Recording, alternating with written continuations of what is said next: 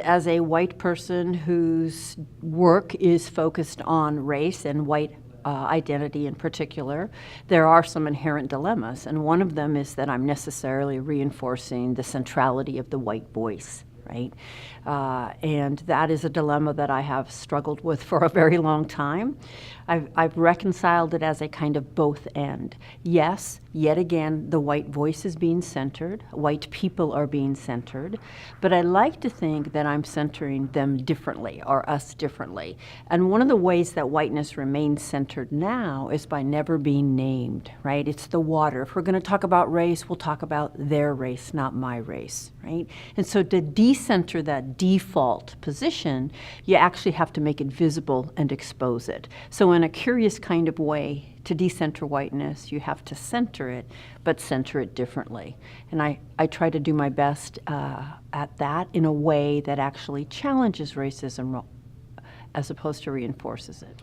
As a white person, I have been socialized to be functionally illiterate on the topic of race. I certainly had an opinion. I spouted it off freely. I cringe today when I look back.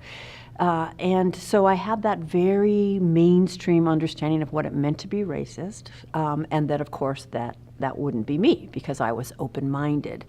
And so I applied for a job as a diversity trainer, and I thought my open-mindedness was my qualifications.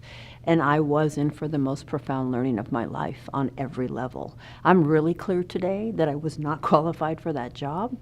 But it did provide me an extraordinary opportunity in two really important ways. Day in and day out, I was being held accountable by people of color. I was having an opportunity to think about the world through their perspective. Part of being white is I could be a college-educated adult and never have been presented with the experiences or testimonies of people of color. And that worked like a kind of fish being taken out of water. And then I was going into the workplace trying to talk to overwhelmingly white employees about racism. And the hostility was jaw-dropping.